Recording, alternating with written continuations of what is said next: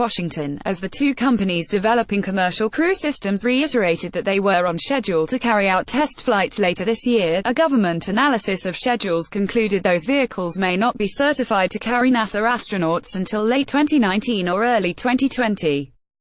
That assessment, delivered by the Government Accountability Office at a Jan. 17 hearing by the House Space Subcommittee on the Commercial Crew Program, raises the potential of a gap in U.S. access to the International Space Station when the agency's current agreements for Soyuz seats run out next year. Christina Chaplin, Director of Acquisition and Sourcing Management at the GAO, said in her testimony that despite current schedules, which call for certifying both Boeing's CST-100 Starliner and SpaceX's Crew Dragon in the first quarter of 2019 after the completion of planned uncrewed and crewed test flights late this year, NASA's own estimates project that certification to be significantly delayed. We found that the program's own analysis indicates that certification is likely to slip into December 2019 for SpaceX and February 2020 for Boeing, she said. Those certifications are required before the vehicles can begin regular crew rotation flights to and from the International Space Station. Chaplin said the companies assumed aggressive schedules, in part to motivate their teams working on the vehicles, assumptions NASA does not necessarily accept. According to NASA, both contractors assumed an efficiency factor in getting to the crewed flight test that the program office does not assume in its schedule, she said. Such delays, she noted, are not uncommon in major NASA programs. But in this case, the delays and uncertain final certification dates raise questions about whether the U.S. will have uninterrupted access to the space station beyond 2019, she said. NASA currently has access to the station through the first half of 2019, thanks in part to the purchase of 5 Soyuz seats from Boeing, which acquired them from RSC Energia as settlement for litigation involving the two companies' partnership in sea launch. 3 of those seats are on flights launching in the spring of 2019, returning in the fall. Bill Gerstenmaier, NASA Associate Administrator for Human Exploration and Operations, said NASA was studying potential ways to deal with any certification delays beyond the fall of 2019. That will not involve the production of additional Soyuz spacecraft, he said, since each Soyuz has a production time of about 3 years.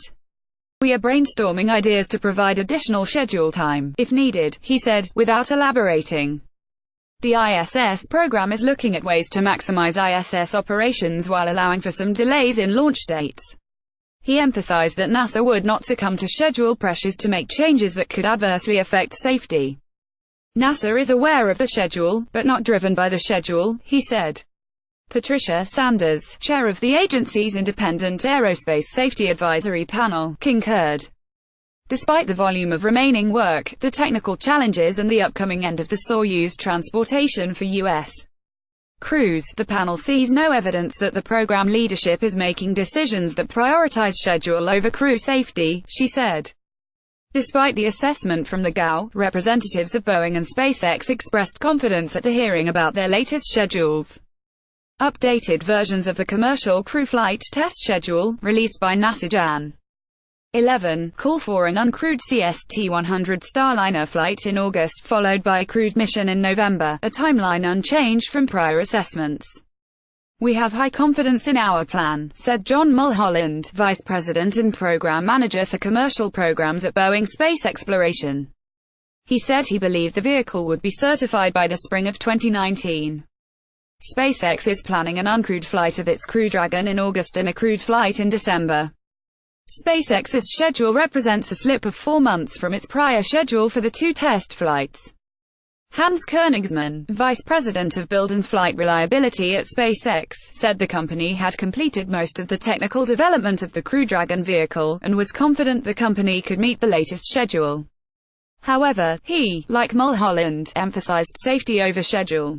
Safely and reliably flying commercial crew missions remains the highest priority for SpaceX, and we will launch NASA astronauts only when both we and NASA are ready, he said.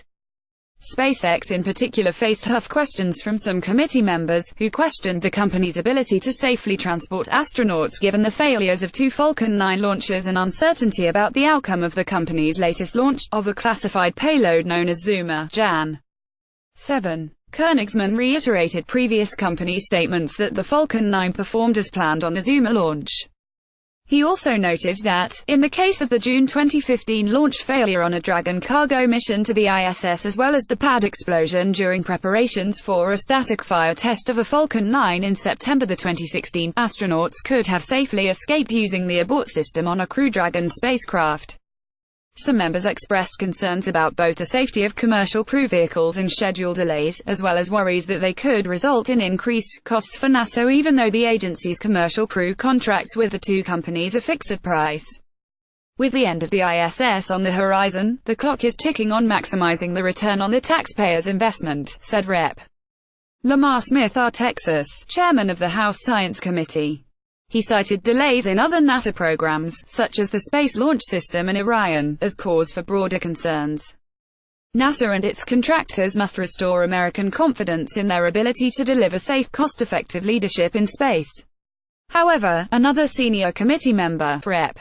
Dana Rohrabacher-Archailoff, praised the Commercial Crew program and called Boeing and SpaceX, two terrific companies, for demonstrating an alternative to traditional governmental approaches to human spaceflight.